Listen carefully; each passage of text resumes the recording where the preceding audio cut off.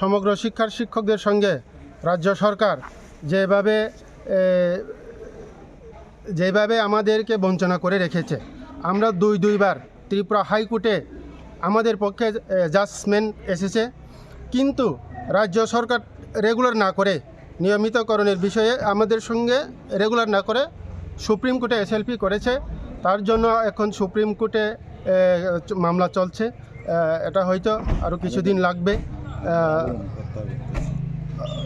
আমরা দেখছি কি হয়, কিন্তু আমরা রাজ্য সরকারের কাছে আমাদের সমগ্র শিক্ষার শিক্ষকদের তরফ থেকে আমরা আপিল রাখছি, অতি সত্বর এসএলপি উইথড্র করে ত্রিপুরা হাইকোর্টের জাজমেন্টকে মান্যতা দিয়ে নিয়মিত করা হোক। এটাই রাজ্য সরকারের কাছে আমাদের প্রার্থনা। আগামী সোমবারের মধ্যে যদি আমাদের বেতন না হয়, তাহলে আমরা আগামী দিনে আরও বৃহত্তর কর্মসূচিতে যেতে বাধ্য হব।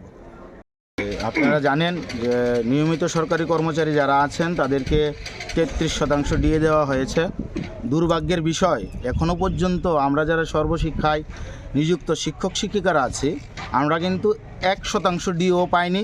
পাশাপাশি অন্যান্য যে অনুদানগুলি আছে, এইচআর আছে, অন্যান্য অনুদানগুলি আছে, এইগুলিও কিন্তু আমরা পাইনি।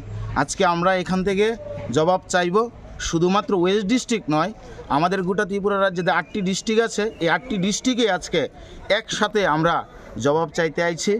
আমরা এখানে জবাব নিয়ে যাব এবং আগামী সোমবারের মধ্যে যদি আমাদের বেতন না হয়, তাহলে আমরা আগামী দিনে আরও বৃহত্তর কর্মসূচিতে যেতে বাধ্য হব।